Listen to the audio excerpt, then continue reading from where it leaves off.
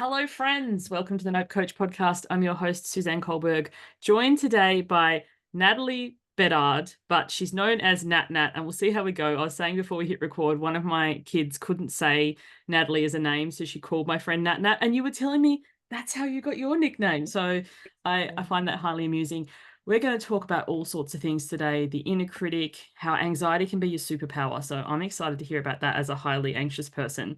But I know you also do meditation. So I'll hand it over to you to tell us a bit about that and maybe give us a little taster. I love it. And I first want to say thank you so much for giving me the most valuable thing you have, which is your time. And you're also sharing me with your audience. So I do not take that lightly. I take it as a real privilege and an honor to share this time with you and whoever is listening in. So thank you. Yes, meditation is my jam. And really, what it is regulating the nervous system. So I started introducing this in my Actually, can I just podcast. interrupt you? Sorry, right now. Regulating the nervous system is kind of like a buzzword right now, but for anyone who's like too embarrassed to ask, because you know how there's words going around and everyone Yeah. seems to know, so you just kind of go, okay, I get it. For any listener who doesn't know what that means, can you explain it, please? So we have a nervous system, our central nervous system that records everything. It is always on. Even when you're sleeping, it's recording information because its one function is don't die. It's to keep your body functions alive. And so in that, when it gets dysregulated, which means the alarm system got turned on, which is that fight, flight, freeze, and now fawn that they've added to it, it gets activated. And when we're in that state, we are filled with a lot of fear, and the nervous system is just looking for the problems and demolish it. So sometimes that activation will feel like I got to run, very impulsive, wanting to like throw that hot potato off of you because it just feels really uncomfortable inside.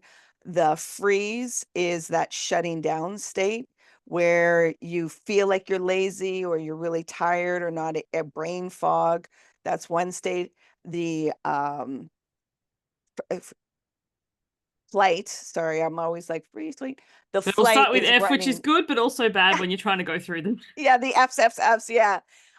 So the flight is running away from situations. So, when a lot of people do not like to engage in conflict, they run away from it or they put other people at ease rather than dealing with the discomfort within themselves. So that's that run away. And also, when there's dangerous situations, you do have to run away from the situation. So it's understanding it's not very black and white. It's having to develop your self-awareness of knowing what's going on inside.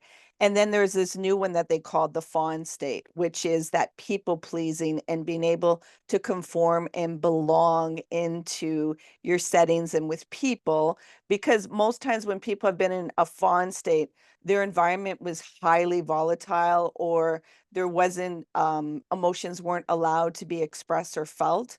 So because their caretaker was, very emotionally volatile, probably. They learned very quickly if I have them in a good, happy state, joyous state, I'm safe. Nothing gets taken away from me. There's not consequences. When they're not in that state, it doesn't feel good in my experience and how I'm feeling. So, I a lot of people, which they call the people pleasing, it's just really understanding this was a protective state that you were in. And the work is to regulate that nervous system to let it know you no longer have to be activated in that protection, which takes a lot of work because it's a lot of physical prompts that happen viscerally inside your body that stops you from, telling other people a no and giving yourself a yes. You're so used to telling other people a yes and giving yourself a no. So to reverse that can feel very daunting and very uncomfortable. Yet the more you do it, then that's rewiring and programming that nervous system to see what is possible and that you're safe in doing these things. For myself, like fight, flight, and freeze was the decades old thing. And I personally never resonated with any of them. I'm not a fighter. I avoid confrontation at all costs. I don't leave. I don't flight. I don't just go. I don't freeze. And when I heard of Fawn, I was like, oh, this is me. The perennial chameleon who just like walks on eggshells and knows exactly which version of me to be around which person, or how you speak to someone. Like you get to know people's tells so well when you say hello, and the way they respond, it's like, oh, what kind of mood they're in. And so when Fawn was added to the list, I was like, I finally get it. Like we all have moments like, say there is you're in a situation was actually dangerous, as you said, flight, I will get myself out of here as quickly as I can. Or say somebody was coming after my kids, Mama Bear would come out. But mostly none of those really resonated. But when Fawn was introduced, I was like, oh, and I think a lot of my listeners, and hence why do you think the Nope Coach was born? Because it's saying no to others so that you can say yes to you. Because often in that perpetual state of Fawn, you don't even know what you want. What are your goals? What are your hobbies? I don't know. I'm so busy accommodating everybody else. I don't have a thought, not just time, but a thought of what I want, because what I want may inconvenience someone else. I would even replace the word want to what are your needs? Yeah, You but they don't wouldn't even even know know what that. the Yes. needs, the needs of, and that you're allowed to have needs. You're so much in rescue and helping others to support their needs that you put yourself in a back burner, and then you wonder why the resentment and the passive aggression comes in, and you know, really starting to dim your light and wondering, why am I getting so irritable or getting so fatigued and everything? And it's because you are running on an empty cup, and that is not how you're supposed to be functioning. Yet the world will give you a big aha of, yeah, drain out that cup and help and serve everybody and serve. And it's like, yet I'm a person too, and I have Yes. needs too. So I got to take care of me. And the airplane analogy is very important for the visual. Put your mask on first. That is very difficult when a parent hears me put on my mask before my child. What are you talking about? I got to keep them safe. Where it's like, but if you're not healthy, you won't be able to help them. So it's really understanding, if you're not taking care of this vessel, your body, your well-being, your mental state, your emotional state, then how are you actually being able to create safety and provide guidance to this little human that you are responsible with? And I think that's such a great point that a lot of people don't touch on. Like, you might be providing physical safety, as in they have a roof over their head and they have meals, so their physical body is nourished. But if you're not taking care of yourself and you're emotionally volatile, what what about their emotional state? What are they learning? Like they're learning to fawn around you, because Mhm. it's like, what's mum got going on, that if I say something, she's going to totally lose it or take out what she can't take out externally on me. And then I think that becomes such a generational thing of, and as you said, not just wants but needs. I remember being at places and being like, say, really cold, and I would never say, hey, can you turn the aircon down please, or dropping cutlery on the floor and just being like, oh, I just won't eat, because I couldn't dare ask for another thing. And people who've never had that, who've never experienced fawn, who've just asked, if they even notice, because sometimes they don't, will just be laughing and going like, if you're thirsty, ask for a glass of water. If you're cold, like, it's so easy for people who've never been conditioned so well that your needs aren't existent, let alone don't matter, to be what a big deal it is for ask for something. And I remember, and I've told this story on the show before, but when I was young, both of my parents prided themselves that their kids never asked for anything. It's like, not only should kids be seen and not heard, but don't you dare ask for anything. And one time my mum was going to work and she dropped me at a friend's house, not my usual babysitter, but someone else, one of her friends. Obviously, she shouldn't leave me with a child. And I left my water bottle in the car, and I was thirsty all day. And when it came to lunch, the lady gave me a glass of water, but nothing else. And I couldn't dare ask her. And the second my mum came to pick me up, I was like running at the door. And mum wanted to chat and say thank you and whatever. And I was like, we got to go, we got to go. And my mum's like, what is it? I'm like, I left my water bottle in the car. I'm so thirsty. And you could just see the woman's face like drain of color. And she's like, I didn't even think, because she didn't have children. So she didn't think to offer. She's like, why didn't you ask? And I was like, oh, we don't ask for anything. And it was just so weird, like something like a glass of water, you just wouldn't think to say, hey, could I have this, please?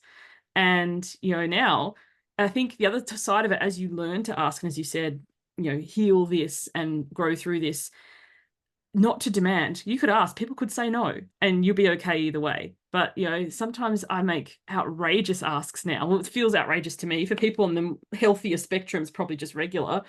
And people will do it, and people will be like, how'd you get that? It's like, I asked. And sometimes people say no, and that's okay too. I'm not hanging my entire life purpose on whether or not this person's going to give me this thing that I desire. But if you don't ask, the answer's always no. Exactly. And I have twin boys. I have a son. I have three sons. One's going to be 30 in May, and then my twin boys are going to be 15 in February.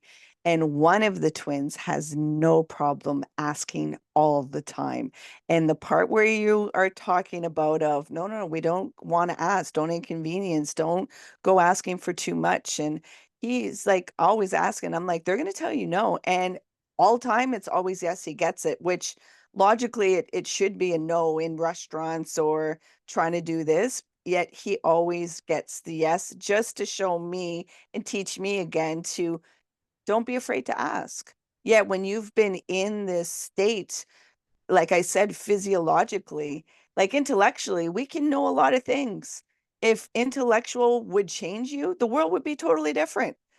It would be totally different. So when people are like, "Well, what's your problem?" And like, it's so easy. And it's like, you're speaking it. To let your body feel safe to do this stuff takes time and transformation, and it takes exposure.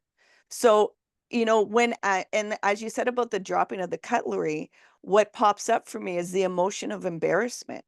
When you have the feeling of embarrassment and you haven't engaged with what that feels like, you just shut down and you are silent. And no way am I going to let people know how I'm feeling inside and then call myself out with I did a mistake or I need help or whatnot.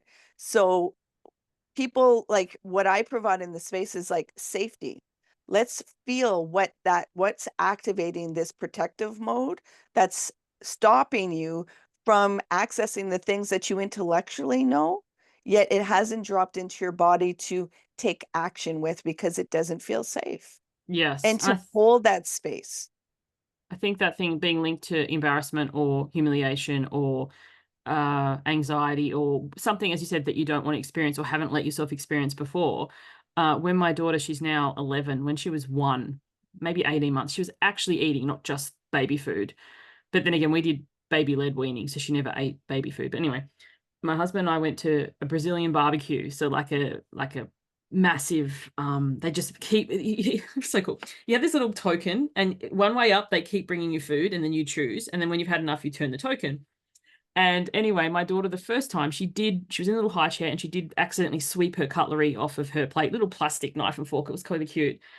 And before I could do anything, one of the wait staff just appeared with a fresh set. And I was like, oh my gosh, this place, they're on. The water was always topped up. It was amazing.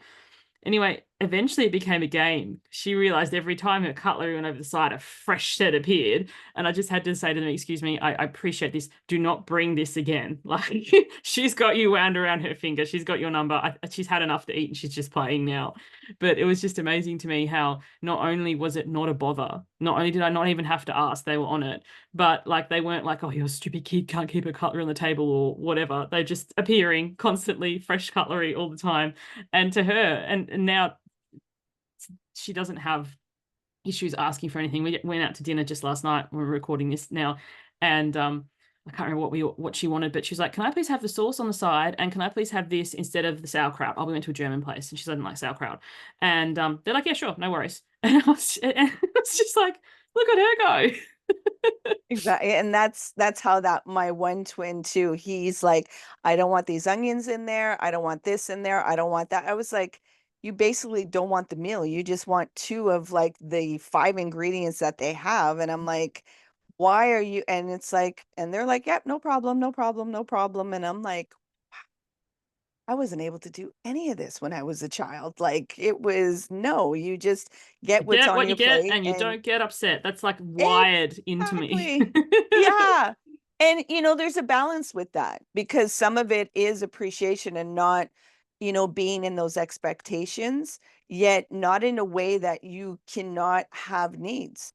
Like there's certain Yes. textures, there's certain tastes that just have a serious aversion in somebody. And we never took those things into consideration. And so many people were suffering having to have these experiences and they couldn't share it because how dare you? Just take what you Yes. have and be grateful. Push Where it it's around your like, plate, make it look like you're trying to eat it. My son is on the spectrum, so he has a lot of problems with different textures. Things he physically can't eat, they will make him gag. So mhm, he's very good at advocating for himself. But sometimes, like if you go somewhere, it's embedded into it. Like he'll ask, "Can I not have this?" And they'll be like, "Actually, it's part of the sauce or it's part of the thing." In which case, 100%. But then the wait staff usually work with you and go, "Well, what we could do is, or how about this option if this is what you're after?" And having this dialogue instead of saying, like I remember once we were at a Italian place. We love we love eating out. And there was this lady and she's like, "I'm gluten free." What was she? Gluten free.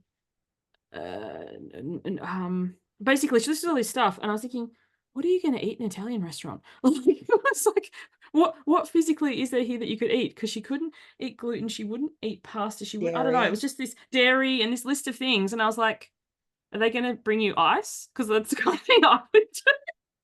Yeah. But I'm sure they found something. They're They like, oh, did. well, They were amazing. And something. I was like, sometimes I think, wow, we're demanding because we asked for one or two alterations. But this woman just listed it all out. And I was just sitting there like, wow. Yeah, exactly. It's like, oh my gosh. So when we started, we talked about the meditation. Would you be Yes, let's come willing back to to do that. that Yes, please. mindful moment? So the for the listeners, a lot of times when you're listening to a podcast later on, it may be while you're driving or you needing your visual. So when I asked Susan and myself to close our eyes, please don't. We want safety first. Yet the other prompts you're able to follow. So Perfect. I'm going to ask you to get comfortable in your seating. And if it's safe to do so, gently close your eyes. And you're going to begin breathing in and out through your nose. And you're going to bring your awareness to watching your breath go in and out through your nose. You're not going to try and control your breath. You're just going to be aware of the rhythm and allow it to guide you into your body. There may be some sensations or feelings coming up, and that's okay. Let them come up. You're safe to feel. You're safe to let go. Surrender the need to control. Release the need to resist and just be. Be with your breath. Drop deeper into your body. By now, there's probably some thoughts or to-do lists that have popped up in your mind, and that's okay. Gently bring your awareness back to your breath, creating space between the awareness and the thoughts, and dropping deeper into your body, and just allowing yourself to just be. Again, more thoughts may have popped up. Gently bring the awareness back to your breath, beginning again, creating even more space between the awareness and the thoughts, and dropping even deeper into your body. Keeping that awareness on your breath, allowing yourself to just be. Now, at your own time and at your own pace, you're going to gently open your eyes while still staying with your breath.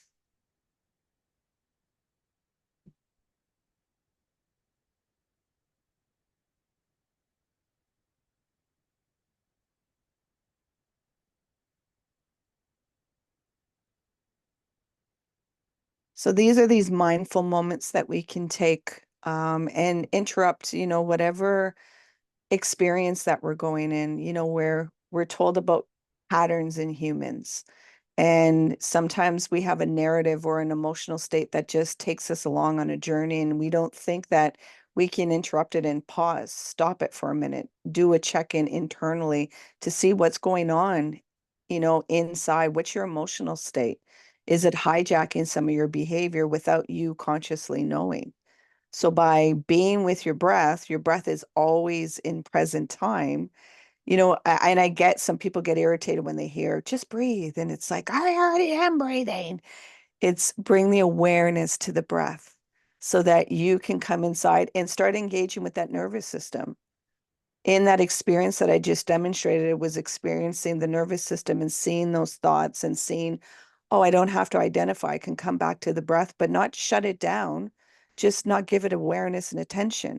Put my focus somewhere else and allow my body to release whatever I might be storing or brewing into to have a better openness and flexibility. I love that invitation, as it said, to slow it down because our thoughts can go so fast, like rapid. And as you said, when you bring your attention to the breath, it's not about changing them or banishing them or, ignoring them.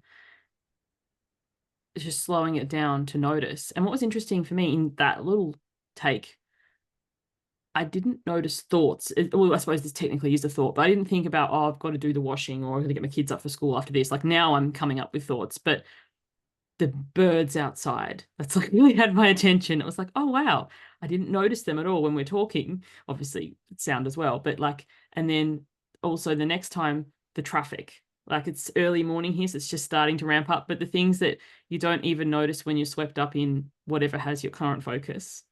Yeah, that's mindfulness. That's allowing yourself to be in the moment and hear all the things that are in real time, not be clustered with your thoughts and narratives and emotional states, and to do that you were able to be more present and really take in all of the sounds that were around you. And it didn't feel like a threat.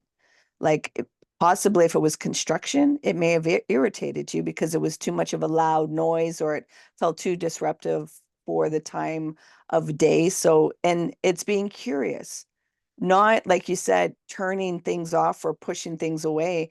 It's allowing curiosity. So what you explained is, allowing your curiosity to be untethered and be exploring the terrain without limiting it and not over analyzing it, letting it just pass through you and just be curious. Yeah, I think the quote isn't. Have you seen Ted Lasso? No, I TV haven't. show. Oh, got to watch Ted Lasso. I recommend it to everyone. Okay. I've seen it at least 3 times, maybe four. It's like my comfort show. But it's a quote from someone else, but it's like, be curious, not judgmental. And it's Mhm. so easy how we can lapse into judgment so quickly and make a snap decision or a snap judgment on anything. It's like, be curious, like, why is the person thinking this? Why are they asking that? Like a friend sent me this screenshot of this text exchange she had this morning. She's in a journal group and it's coming up to the new year. So they had pick your word for the year. And someone said, I can't remember what they said their word was. Let's just say it's mindfulness is their word for the year. And she's like, oh, so how did that word come to you? No, how did it come to you? And the person said through USPS or whatever the postal system is over there, because we don't have that here in Australia. And I was like, it's funny how they've had a total mismatch. Like my friend was like, how did the word come to you? As in, and because it's a journal, like a diary group. She's like, had the person interpreted as how did you get the actual diary? And I think so often we have these failures to communicate where we don't even realize that what the person's asked and how we've answered, and then that's where we can get just resentful or annoyed. They didn't do what they said they would or whatever. It's like, but did they say that actually do the thing that you asked? Like, were you on the same page? Or, because I think sometimes when you do slow it down and or are open to have the discussion, you can realize, oh, we were both way off base. Like my husband and I had a big fight recently. I did a whole newsletter about it, but we have one car. So sometimes if he has to work in the city, I'll drop him at the train station. Anyway, he said, I'll be home after 5. And I was like, okay, cool. So I had podcasts and things to record. So I turned my phone over and everything, wasn't looking at it at all. Mhm. And then my son comes barging in. He's like, you got to call daddy. It's an emergency. And I'm like, oh, has he had an accident? Like at his workplace, it could happen. And I turn my phone over and I see all these missed calls and I'm thinking, oh my gosh, he's in hospital. Like that's where my brain goes.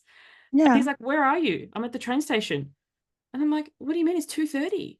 You know, so he had message saying, hey, I'm coming home earlier. But I hadn't seen that because I'd been focused on what I was doing. So he was Mhm. annoyed that I didn't pick him up, but I was annoyed that he didn't tell me because I didn't see. And you can see both sides of this. Now we laugh about it. But I think in the moment, some things that could be friendship ending or relationship ending could be as simple as a failure to communicate. Yeah. And feeling our emotions, because he was feeling frustrated that he's off early. He wants to be picked up. then you may have had a part where you wanted to please and like you weren't there for him, or that "Well, you're going to blame me for something that I was doing my own work. Like, why are you putting this on me?" So it's our emotional being responsible for our own emotional states and being able to communicate in that. And as you said, a lot of people don't define how they interpret things. And that's what communication needs, is that just like how you stopped me and interrupted, a lot of people may not know what a nervous system is, not just taking that it's a buzzword. And a lot of times, like you said, people will just agree because nobody wants to look like they don't know something. Because God forbid, we all have to look like we know everything. So we have that perfect mark and we feel a sense of belonging. If you can do the work of, I don't know, you realize what kind of strength and courage, and you get to learn a lot more because you're asking the questions. Yet it takes a Yes. confidence within yourself to allow yourself to be that. And it's always great to have these reminders because I speak about this all the time and I will forget at times, wait, this is from a person from fresh eyes. Explain it like it's a person with fresh eyes that has no information. And then another part of me is like, oh, I don't want to bore the people that already know about this. And they're like, I already know this. So why are you talking to me with fresh eyes? So it's finding that balance. Yet I think if you really want to start creating intention, it's really being able to slow down our communication. And when I say slow down our communication, that means asking some questions. What did you hear me say? How did you interpret that? So I'm Yes. not just taking it for granted that how I said it, because sometimes we say things and then repeat it back, and you're like, That's not what I said." And it's like that, yeah, that's, and it's like, that's not what I meant to say. So we fumble the way that we even communicate out. So it's being able to slow down the communication by asking, "What did you Yes. hear?" And tell me back what you heard me say and what I asked of you. And let me repeat back what I heard and what you're asking me for. Yet, we're not conditioned and we're not trained to actually do that stuff. Yet, you know who is? Parents that have children with special needs. And that's why I say those skills that they teach the parents and the teachers and the EAs and all that stuff in the education system, it's like, why isn't that in mainstream? The world would Yes. be so much different if it was in mainstream, but you're going to label it, "Oh, it's only for special needs." It's like, actually, no. This is the way we should all be communicating because we could have so many different definitions and we're missing each other. But it's funny you We're should missing say each that. I other. had to laugh because one of my tells, and my kids both know it, my husband knows it, and they all laugh. When I'm frustrated, the thing I will say is, listen to what I mean and not what I say. And everybody just laughs because it's kind of like, yeah, you have this like indoctrinated or inner speak language inside joke that you have with your family and your friends and something, and if someone else hears it or overhears it, they might be like, oh, because you know what they mean by this. And you see teams that work well together, and family is nothing if not a team but a family unit. And I think sometimes of the things that we say to each other, I'm like, if someone overheard this and took it out of context, they would be horrified. But you develop this lingo, and then I think sometimes it can be inadvertently clicky, as in because new people who come in, they're not aware of the lingo, and then they feel like an outsider, and sometimes they will just smile and nod. So I'm in this group. Did you ever watch the Twilight movies? Like the Twilight Zone? Twilight, like the Oh, the vampires. vampires. Yeah, yeah, yeah, yeah. Yeah, yeah, yeah. So I Long was a time ago though. big Twilight fan when I was a teenager. I read all the books and then I watched the movies.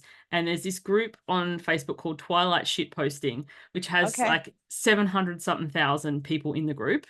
Okay. And they end up calling themselves the ratties because it's like sewer talk, like rats. And Yeah. anyway, they've got a lot of acronyms in the group from the movie, but sometimes people don't know because they're new to the group. And one of them is tit soak, like TITSOAK, and you can see new people who just use it, haha, and you can tell they don't know what it means. And then you can tell that the people who are brave enough to go, actually, I don't know what this means. But no one in the group ever tears them down. Like 700,000 people, and they're like, somebody will lovingly either put them to a post or educate them. But it's for the line in the movie, this is the skin of a killer, because that's what Hmm. the vampire guy says. But people literally have this tattooed, they have birthday cakes made with it, they have whatever. It's just become this like theme of the group. But what I love about it is there's never any like clicky type of like, well, you don't belong here because you don't know what these mean. Somebody will always just lovingly or gently explain, and then the person will be like, I get it. And it's just funny because whereas there's other groups that are just so clicky, it's almost bordering on cultish. And it's like, well, I don't want to participate in that if it's somewhere that I can't genuinely say, hey, what does this mean, and not be cut down. Because Yeah. mums groups are rife with it. I basically left them all, but like people like, what age can my kid have a pillow, or should I use a dummy, or I think you guys would call it pacifier or whatever, and people would just literally like tear into this person, and I was like, I'm not here for this. You know what it reminds me of is the academic world. How competitive and everybody's looking for that honor roll and that got everything right and everybody's gonna give me the adoration and the attention because I'm the smart one and bashing the people that are doing it wrong. It just reminds me really of what an academic scenario and situation. And that group that you explained is more community. What community is supposed to be of inviting you in, and no question is a dumb question. And let me Yes. not just assume because I know this that you should know it. Like we all have different experiences, we all have different neurodivergencies. So it's like, and just because you have a new interest, it's like, let me invite you into this and not feel like it's a burden. Yet you have to be able to work within yourself with the patience. You know, any parent can tell you when you have to repeat 100 times, pick up your clothes, put the dishes in the dishwasher. You know, we can get annoyed and irritated and stuff like that. Yet for some reason, it feels that when we're around strangers, we're a little bit more open and loving. And I think that that's part of a little bit of that performative of, let me be gentle with you. We become prickly with the ones that are really close to us because it can be really uncomfortable to be vulnerable with those that are the most immediate with us. Why? Yes. Because it's mirroring our own intimacy that we haven't been able to engage with. But if there's a space that you don't really know me, let me be that gentleness. Yet those that are close to me, you're showing me a mirror of myself that just can activate some things that I need to work on. Yet if you're willing to work on it, then that's where it opens up, and that's why the family dynamics, it's messy. It's not That's all kumbaya and let's sing like Mary Poppins and jump on beds and just run in the fields with butterflies. Sometimes that happens, and sometimes everybody's throwing plates at each other and being silent with each other. And it's not about the disconnection. Like you're not always going to stay in connection with people. It's always about the repair. How are you going to yes. be accountable with the repair? It's not about being perfect, of always staying connected. It's not humanly possible.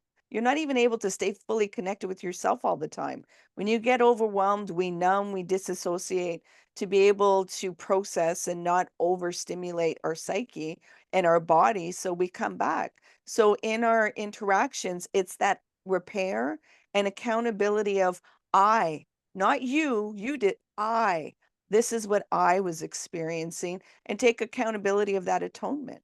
And if somebody's actions made you feel a certain way, yes, call that out. Yet first start with I. I felt this way when you did this, not Yeah. the blame game, which is so easy Yeah, to get you shouldn't do into. this, you shouldn't have that, you should, to make, and I think the point that you raised there that's so true. It's like I work with a lot of people with boundaries, and it's not the rupture, as you said, it's the repair. Because people, as you said, when you first meet people and you're trying to be a little bit more, gentle or kind or accommodating, because you're getting that person's measure, and then a lot of people will have these surface friendships and connections, but it's not like that you walk around and never have a rupture. It's that you repair afterwards. Like my husband and I've been together 20 years, over 20 years, 22 years. We've had a lot of ruptures along the way. Like we've fought about the most ridiculous things, not throwing plates and whatever Yeah. fighting, but just like, where were you? I was waiting for you kind of thing. And in the past, back to that example of the train station, I would have carried guilt for days. I would have felt so bad. I would have been constantly checking my phone to make up for it. But now I'm like, dude, with due respect, you're a grown ass man. You could have called an Uber, a taxi, you could have walked, like you could have gotten yourself home. When you figured out that I was not there, instead of sitting there baking in the hot sun going, where's my wife? You could have sent a message and said, because also too, you could see I hadn't seen the others. I'll find another way home. And it's kind of like, and then that rupture, and he's like, yeah, actually, you're right. I wasn't behooving to you to get me back home. So, Yeah. and then, oh, other times where, like just the little things. I love you gave the example because I remember growing up, we hosted a lot of exchange students, and my dad was so patient with them. He would speak really slowly. He would use all sorts of examples. But with us, it was always like, why aren't the dishes done? Why aren't this? Why aren't that?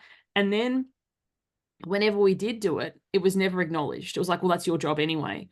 And now being a parent myself, I always ensure and make sure that when the kids do something without being asked, like even though it's their job anyway, thank you so much for doing the dishwasher. Thank you for putting out the washing or whatever.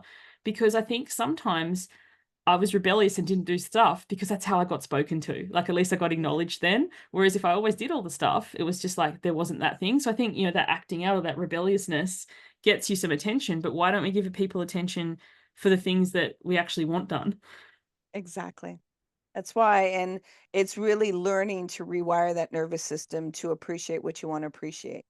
So when you give that Yes. appreciation, it appreciates. And if you're not, like, we all are wired for attention. We all are wired for some sense of validation, some sense of let me feel my worth in some kind of way and capacity if I haven't learned to really be in that. And so once you're in that worth, you're like, yeah, I don't need your validation. I don't, that's my responsibility. Yet to get in there when you're children, attention is the big fueler of trying to create that identity, that persona, and that connection. And as you said, I see you behave a certain way with them and it feels so open, yet when it comes to me, it feels so closed because we're feeling bodies that think. We go by feelings. How does a person make you feel? Like they could say something, but we're listening to the tone. We're not listening to the words. Like the words have one part, but the tone and the body language holds so much more. And we're like, that's a little conflicting what you're saying. And I don't really trust that. And again, if there's not trust, your nervous system's going to protect you. And there's not that safety unless you've created that safety to call it out, to be like, I think you're not being fully honest with me. And if you're invested in the relationship, it's holding those spaces of that messiness and that conflict and difficulty. Is it easy to do? No, it takes practice. Yet the more that you practice that and you understand the value of honesty and really wanting to honor the depth of a relationship and how intimate you can get, you understand how wonderful the work is. And I thank you for being transparent and using your own personal story. So, I think when we're relatable and we see a person, that's when people are willing to, oh, just like me, there's somebody else there. Like that's what radical compassion is. Radical Yes. compassion is when we can see somebody, it's like, oh, I remember when I was there. Or just like me, like I'm still working at that. So because all judgment is protection. You're in fear. So you're trying to find something to actually possibly avoid some emotions. So the judgment protects those emotions. So you don't have to feel them. You're not feeling your vulnerability. You're not allowing curiosity to come out there because you feel it's unsafe. I love everything you just said, but I'm gonna just bring it back to the tone because yeah, the tone says so much more than the words. I remember one time I had a government job in customer service and we had some interesting characters. And this lady once, she raked me over the coals. She was very difficult to deal with. And at the end of the transaction, I said to her, "Have a nice day." And she actually put a complaint in about me. It was so funny because my manager said, "Well, what did she say?" And she said, "Have a nice day." And she's like, "I don't understand. You're putting a complaint in about Suzanne because she said have a nice day." She's like, "It was the way she said it." And I was like, it was. It was so bad. Like I was just when I stay, because it was After, after this lady just like verbally reaming me for 15 minutes about something that I couldn't help her with anyway. But yeah, it was just funny because and you could tell that like if you sit down at the dinner table, it's like thanks or and but the thing is, I think sometimes too we can be passive aggressive, like after all I've done for you. As yeah, soon as I notice that thought, I'm like, hang on. Mhm. If I catch it before I voice it, it's great because it's like that's on me. Like I didn't have to. And I think so often when the fawn comes back in and the people pleasing, it's like after all I've done for you, did they ask?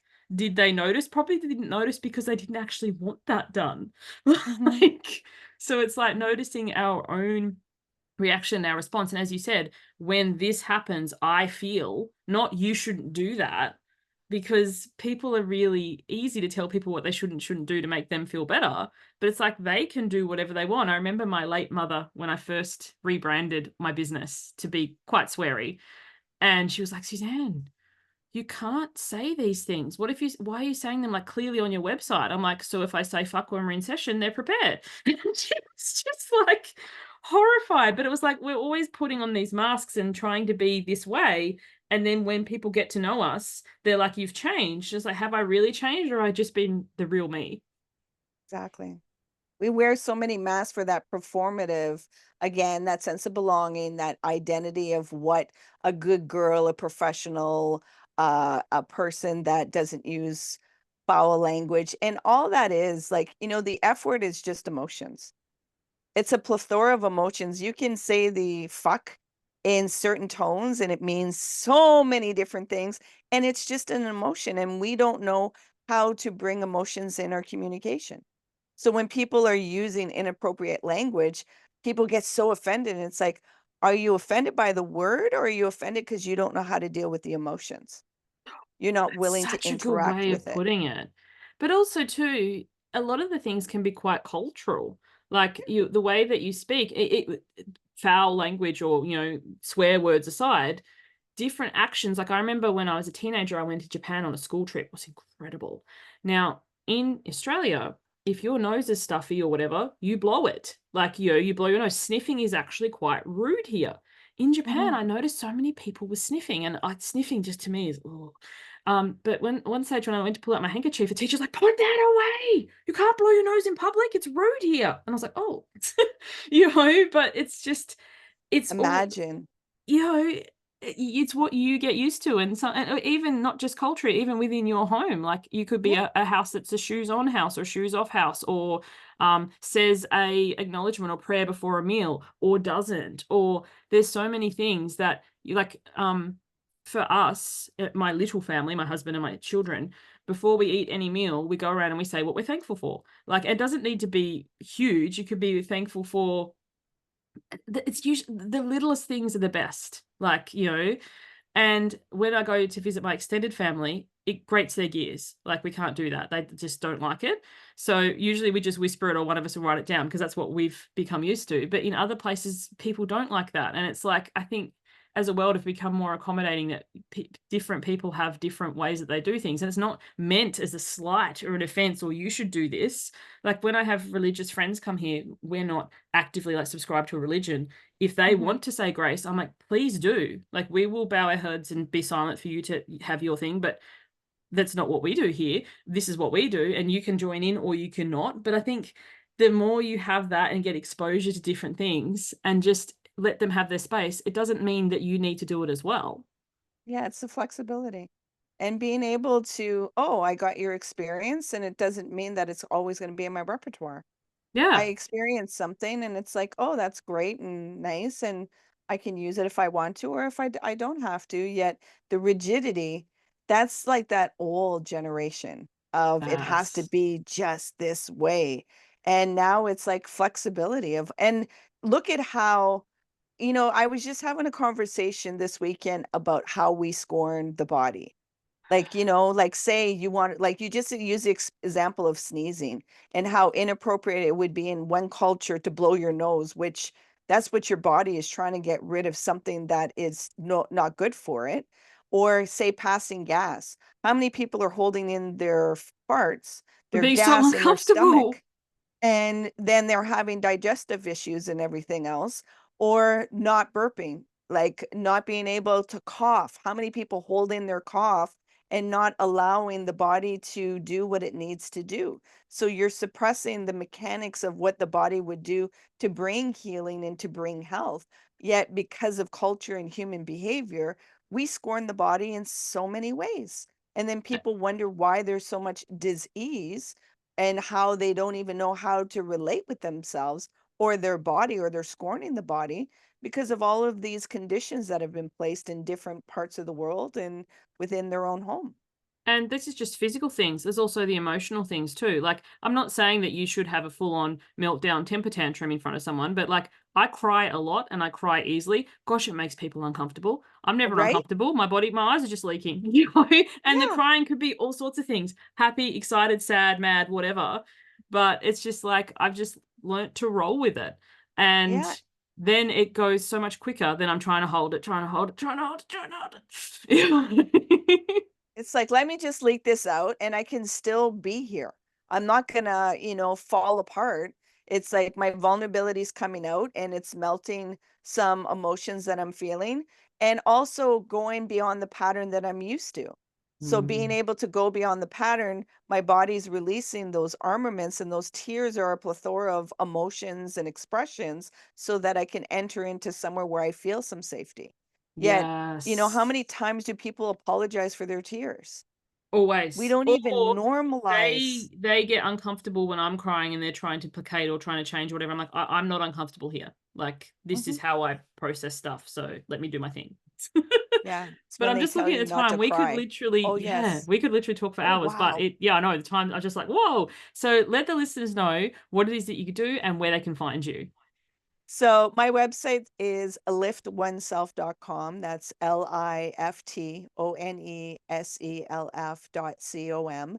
And what I do is energy healing specialist. So what that means is regulating that nervous system.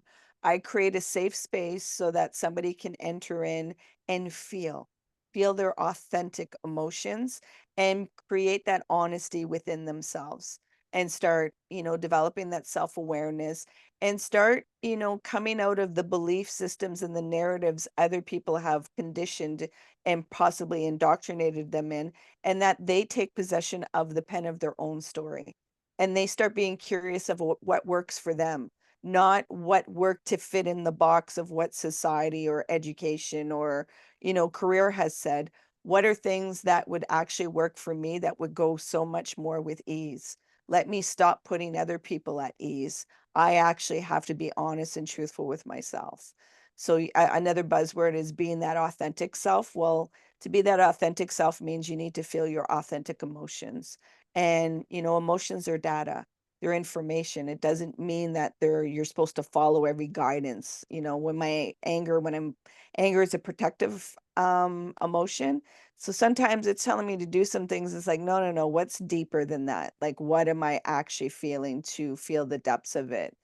So yeah, I create that safe space for people to heal and go within their body to create safety and trust within themselves. I also have a podcast called Lift Oneself, and they also can find me on social media under Lift Oneself.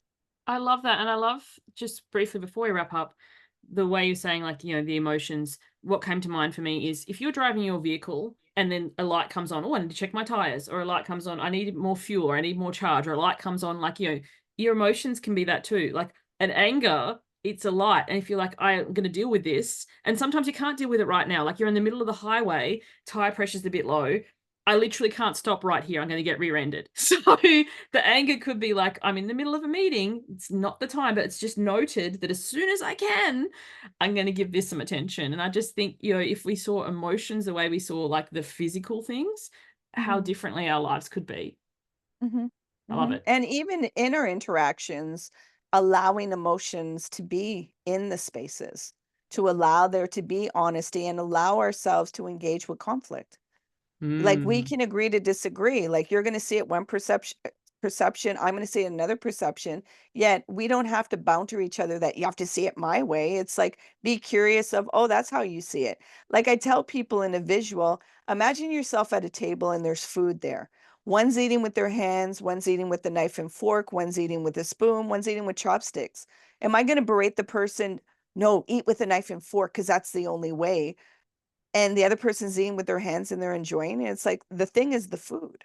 So allow us Yes. to engage with the food, not tell people Yes. of how to get to that method. It's being curious of, oh, how does, and maybe let me try that to see what that feels like, and maybe I could find something else to be able to engage with food even in a more profound way, in a more intimate way. Yet I think, we talk about emotional intelligence, yet we aren't creating the safe spaces to really allow people to feel. And I think the Yes. younger generation, why it's irritating a lot, because they're like, we're coming in feeling, we're not asking permission. And that's unnerving a lot of people. Yet it's recognizing this is what's needed, because this is the reason why the world is getting so volatile, because many don't know how to engage with fear. They don't know how to feel the fear, and it hijacks a lot of their behavior and the way that they relate to themselves. I love that. And just quickly, the agree to disagree, once again, with the tone. The way you said that, we can agree to disagree. Like, honestly, as opposed, sometimes it can be, we can agree to disagree. And it's kind of like, really, we're not agreeing here. So I love that. And the food is such a great example, because there are so many ways. And what are we engaging with? We're consuming the food. The method of how you engage with it is multi. So thank you so much for joining me, Natalie. Thank you everyone for listening. We'll catch you on the next one. Bye for now.